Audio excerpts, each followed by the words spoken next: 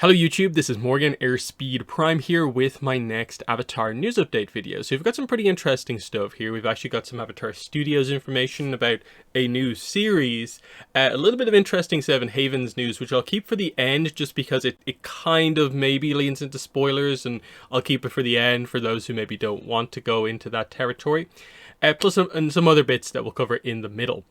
But yeah, we'll start with this one here, the new Avatar Studios series. So you can see here the headline from Night Edge Media. Avatar Studios begins development on a secret Avatar The Last Airbender waterbending series exclusive. Following a new male waterbender. So the source of this is a casting call from Nickelodeon Animation that they're beginning voice work on soon. So they're trying to get voice actors in for this from like the last kind of couple of weeks. Apparently the kind of code name for the series is, working title, Red Thunder. So this is the equivalent to Aurora, which was the equivalent title for Seven Havens. So remember, when we go into the casting call, all of this information is going to be adjusted so that it doesn't immediately come across as Avatar. So a lot of these terms can kind of be translated into Avatar if you know what you're looking for type things. So yeah, this is where the Aurora stuff kind of comes from. The casting call is for 2 Native American leads. So that's why we are led to believe Water Tribe focus, Waterbender. So that's that. So yeah, here we have the kind of quoted stuff from the casting call. So the character Baru. Now, again, that's probably similar to what the actual name is, but ultimately not the same. So keep that in mind. Again, Pavi, Priya was the name of Pavi in the casting calls, and so on.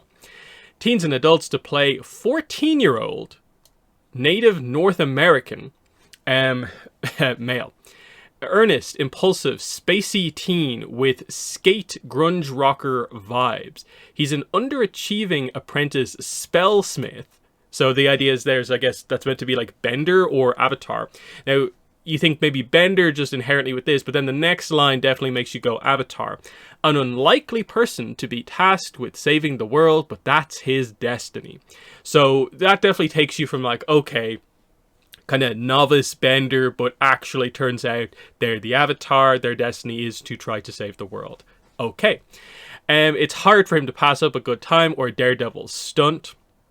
Drop everything to help a stranger in need. Optimist with a brightly burning spirit. Goofball who brings joy when he's not, ushering in chaos. Intrepid risk taker.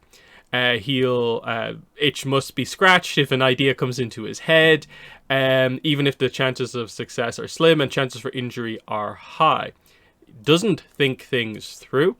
Good vibes, allergic to bad vibes. When someone is making everyone have a bad time, most notably a bully or a peacock, he's not afraid to dish up some comeuppance, or at least attempt to. He'll pick a fight he can't win, as long as for the right reasons. He's charming, has an energy that just attracts more people, most people. Sort of like a golden retriever. He might ruin your rose bushes with a badly planned stunt, but you can't hate him for it because of his dopey smile. Series regular, maybe even the kind of main character, likely the main character. Vocal traits can have a unique vocal quality: laid back, languid, authentic sounding, laid back, spacey, hyperactive, hyped, earnest, poetic with good vibes. Now, you think a little bit of Karuk here, but I will say there's enough descriptors there that make me maybe not think Karuk, that like it probably is something entirely new. Just because the immediate Karuk thing, I get why it comes up, because there's an expectation that like either in novels or some other material there will be some sort of content featuring Karuk. Now, I'd be very surprised if after Awakening of Roku we don't go into 2 novels about younger Karuk to kind of fill in those gaps. Feels like a very obvious thing to do now that they have the information from Shadow of Kyoshi to go off, and so on, and some of those characters are sort of developed that are on his team Avatar. It only makes sense that that's kind of the direction you'd go in. Notably here, we're going for like 14-year-old. And then I think probably the most notable thing here is the idea that like he's an underachiever. They don't actually highlight what I would say is one of Karuk's main traits, which is that he is one of the most prodigal, like impressive benders, even from a young age as an avatar. That's like one of his kind of main kind of traits as a character, is just that he is amazing at bending. Now, it's a few years before. Is that maybe what we're kind of doing? I'm not really sure, but I do think they're leaning this more in a kind of slightly different kind of direction compared to Karuk. But like the whole surfer thing, is that going to be like what they're kind of maybe going for here? There's elements here, but it to me almost, I would say, reads more like kind of almost a cross between like Aang and Karuk, rather than just Karuk like absolutely kind of laser focused. So that's kind of my thoughts there. The second character, the only other character we have in this is Meebs. Again, it'll be similar but not the same. 14-year-old Native North American male. Smartest person in the room, as well as the laziest. Perfected the art of doing just enough to get by. Trainee in the retinue of a chancellor, an elite role for a young person. His parents hope he'll become the next chancellor and bring prestige to their influential family. He's not interested in any of that. He doesn't know what he wants out of life, but he's bored with the politics and the stuffy traditional environment that he's been raised in. He's the opposite of his best friend, Baru. He's drawn to Baru for his free spirit and authenticity, but he can't admit it just yet, but he does long to have a free spirit too. He's the negotiator for the group, the Keystone Wizards ambassador to the world. I don't really know what that's meant to mean. Is that meant to be kind of like this casting call's version of like Order of the White Lotus? Is that just referring to maybe like Northern Water Tribe kind of leadership style stuff, where like that's meant to be like he's like the ambassador for the chief of the Northern Water Tribe or something like that? Intelligence and sharp wits help Baru identify and correct the wrongs in the world they encounter. This role might sing later in the series, but doesn't have to be skilled at it. Articulate, smooth, wry, rapid talker, highly educated, authentic sounding team, book smart, high social IQ, privileged, lazy, trust fund kid. So very much kind of polar opposites with this, where you have sort of the free spirit who maybe needs to become a little bit more serious if they are the avatar.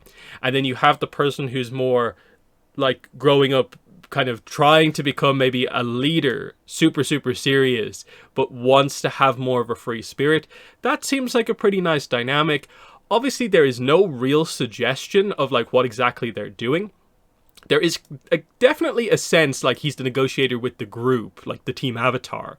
So they're going to do stuff in the world, the wrongs they encounter in the world. So there's definitely an avatar kind of team avatar journey thing going on here, but we don't know the premise. We don't know the era, that sort of stuff. The series has only a 22-minute pilot greenlit at this time. And then this article goes into, this is a kind of leaked kind of slate of the lineup of projects. It's official in the sense that like it comes from someone who worked on at Nickelodeon, but this was of course never really like officially released to us, though you know we found it on like their official account. So how much you can like particularly read into this is a little bit up in the air, but it definitely gives you an idea. So of course we have Legend of Aang: The Last Airbender. This is Seven Havens, of course. Theatrical 2 we don't really have much information on yet, as in like we don't know for sure if it is like another Aang movie like the image would suggest. Same goes for Theatrical 3. The new series, which this is what it seems to be.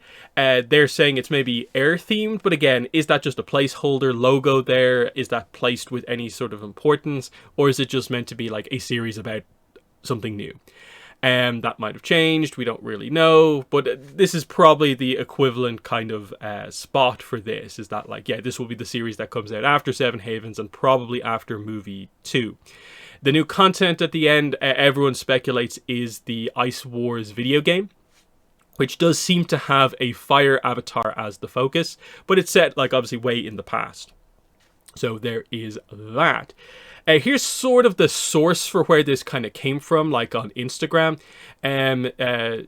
North American Indigenous males to voice teen boys in a new adventure comedy pilot. So I'm wondering, is the mention of comedy there, like is that different genre from how Avatar is usually marketed, are they kind of saying that this show will be a little bit more comedy focused than Avatar or Korra kind of necessarily is? But still, interesting kind of stuff with this one. Now, the obvious idea is like, okay, where might this be set? Is it Karuk? I'm leaning towards no, because I do think that will be the next Chronicles of the Avatar novels after Awakening of Roku. And I would be surprised if they did them and also a Karuk series before they did anything else. So putting that aside, let's say it is a new Avatar.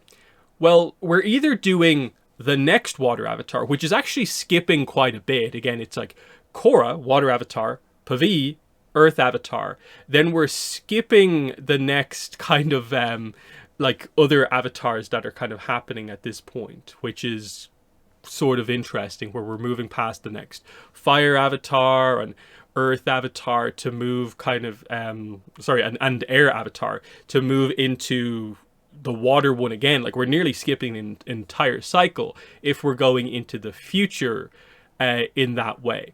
Again, given that we don't particularly have any direct rumors talking about a new Air Avatar series, that's a bit of an interesting one.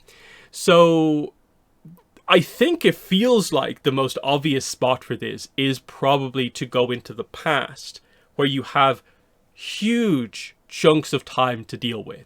As in, Wan is our first avatar. He's kind of a fire avatar.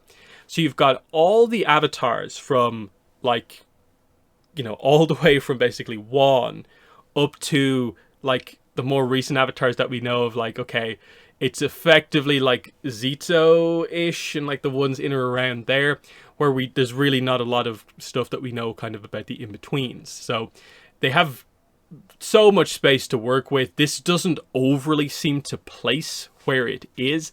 I would say the only thing that perhaps might place it is just the idea of stuffy traditional environment as being like, okay, Northern Water Tribe.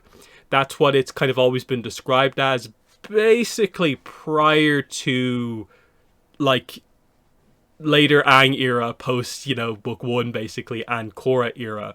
That's the Northern Water Tribe for the most part. So that would almost imply, like, unless they do some crazy stuff at the end of Seven Havens to make the world kind of back to normal, we don't really know what's happening there. It probably has to be in the past. So what are we doing here? Are we doing, like, the Water Avatar, like, before, like, Zito? Or are we going way into the past here? I'm not really sure we can particularly say one way or the other what we're exactly kind of trying to do here. It's an interesting one here, because they could definitely play with this in a variety of different ways. But you know, it's fascinating that we're getting information on a new show. And this is, I suppose, the most important thing with this is to get across is that this makes sense. Avatar Studios is doing lots and lots of new Avatar content. The whole premise of the studio was that there's going to be multiple series, multiple movies, multiple spin-offs, short-form content. So yeah, as we're actually beginning to get close to the first movie and the first show, they've both been announced, and we have some sense for what's going on with them. It makes sense that we're beginning to find out about what, like, Project 2, 3, 4, 5... 3, 4, 5 are that are actually in development. Outside of, like, the super crazy early rumors, this is actually a rumor about, like, this thing's actually happening. So it's getting towards confirmed information. And that's, I think, very, very interesting. The Water Tribe story I've always wanted is the formation of the Southern Water Tribe. I'm not sure if that's necessarily what they are going to do here, but I think it would be an interesting story to find out kind of when, where, kind of how that specifically happens, because the history that we know, not really placed particularly well within the timeline, is just at a certain point, obviously it was just the Northern Water Tribe, then the South split off from that because of basically issues surrounding the traditions, and we kind of go on from there. So there's a chance we do something like that, but still, interesting stuff. But we'll move on. We have more preview pages for Beast of the Four Nations, which again is out in under a month at this point. So that's kind of exciting. It's the September 23rd and the 24th, depending on bookstores or comic stores. And again, it's got the standard or the deluxe edition. This is finally going to finish the deluxe set, and we're only a few weeks away.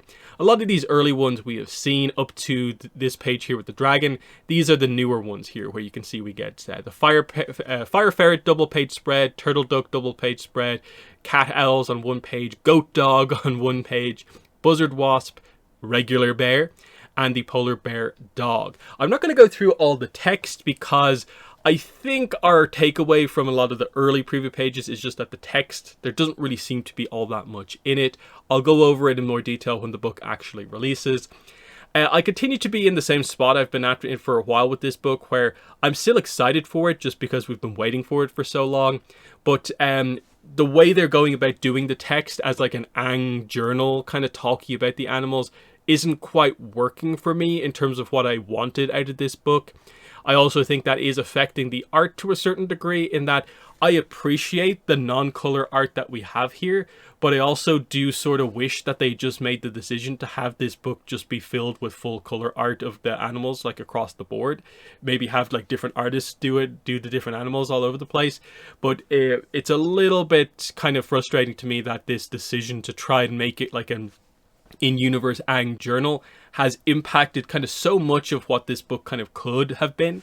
But again, we'll talk more about this when the book actually releases. We're not too far away from it now at this point. Next, we'll get into this. So the new update for Voyage of the Unity. There's not much to it other than, hey, if you haven't done the backer kit yet, if you've backed this and haven't done that, do it now. I think late pledges are available, I think, so get on that if you are so interested. The update itself is mostly just that, hey, stuff is going through approval, so lots of art and stuff like that. We'll post updates here for you to see the progress as it goes forward in the coming days and weeks. So I guess more regular updates are going to happen after a little bit of a gap break. But they're teasing this one, which I guess has just recently gotten approval. Who is this mysterious firebender? So brand new art for a character. We don't know who exactly this is. It's not a legend NPC because we know who they all are. The legend NPCs are going to be 4 of them. And we have Teak already, Minister Lanzig, Ryoshan, and Uzuku Yuyan. Again, I don't think this is Uzuku Yuyan because she is an archer, not a firebender as far as we're aware, and it'd be a bit weird if they did it that way. If it is a character they've already named, I'm thinking it might be Imaru, who is the leader of the Fire Nation delegation on the Unity. She has been a believer in the mission of the Unity and organizes things, and I think it fits the design here, which feels like this is a character who is on the kind of wealthier end of things, like a ambassador for the Fire Nation type thing. She is a firebender, of course. And you can see the mix of, you know, the idea of the skill, kind of like almost martial arts uniform underneath the fancy clothing. So that's maybe a little bit of an interesting thing if that's the direction they're going in. Also, I think like 1 or 2 of the adventures is kind of more Fire Nation focused. So there's room for other fire characters. We just don't know how deep they're going with the art in terms of like how many characters are actually going to get kind of images and so on. I'm assuming they are going to do art for the leaders of the delegations for each of the 4 nations. And then we know that there's also going to be art for, where is it? Like this character here was like just a Fire Nation inventor. So they're doing art for like characters beyond just the really obvious ones. So we'll see what they do there. I'm also wondering, like, say stuff like these booklets here. Is that also maybe how some of this is happening, that character might be a main character in one of the adventures and that's what the cover is going to be? That could be an interesting point. But that's really all there is to say on that. We're still waiting for it to happen. It's still a really long time away. Again, remember the expected delivery is September, kind of October next year. So like we're not even a year away yet from this. So like this is pretty far. It's kind of be coming out basically in or around the same time as the Aang movie next year. Just speaks to kind of how behind in a way some of this stuff just feels. And then yeah, we'll wrap up the video with the other piece of kind of Avatar Studios news. Again, potential spoilers for Seven Havens, but it's nothing too extreme, so I'll just go into it here. So yeah, Seven Havens casting call teases a younger flashback character.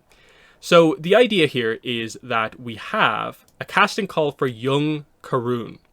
Now, Karun, as far as we are aware, is the code name in the casting calls for Captain Karthik, who is the mentor for Nisha's team. So again, Nisha is Pavi's twin sister. She has her own cat monkey and her own kind of J equivalent. Though, interestingly, Karthik is actually a kind of older character. He's in his 40s. That's what the casting call says about Karun from the leaks, is that he's meant to be in his 40s in the sort of present day of Seven Havens. But here, we are getting the idea that they are casting for some scenes, I guess, with young Karun or Karthik.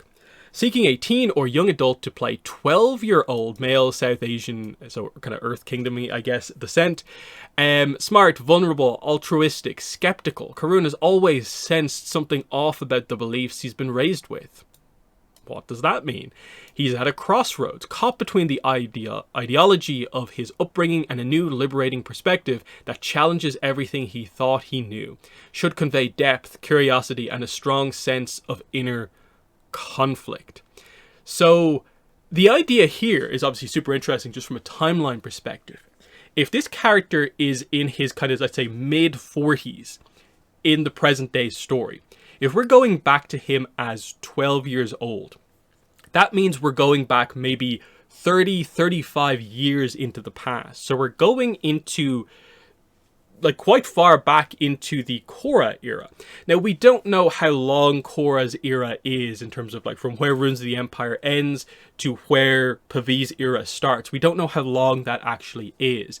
But certainly this gives you a sense where, like, at the very least, probably there's this gap as well, to a certain degree. So like you go back 9 years to account for Pavi's age. And so we're going back at least probably 25 years into Korra's era.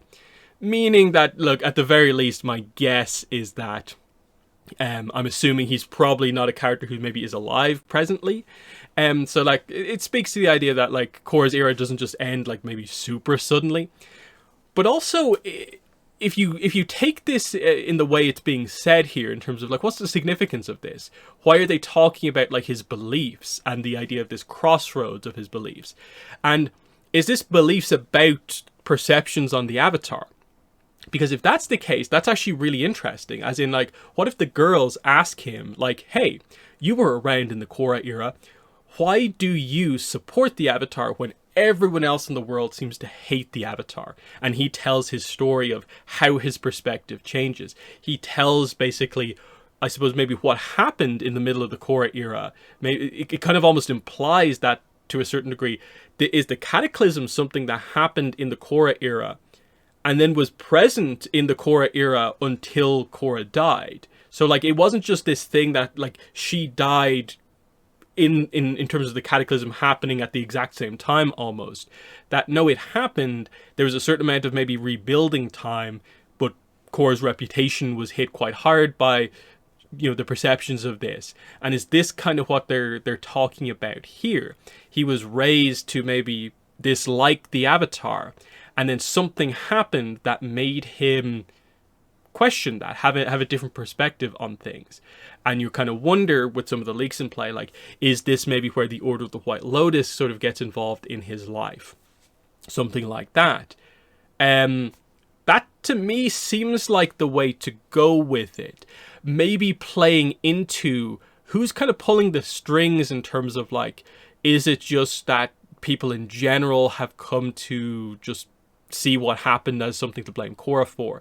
Or has it been the long forged plan of some like villain who basically has this kind of defamation campaign against Korra, and it's been going on for like decades effectively, and it's trying to be kept up now against all avatars going forward.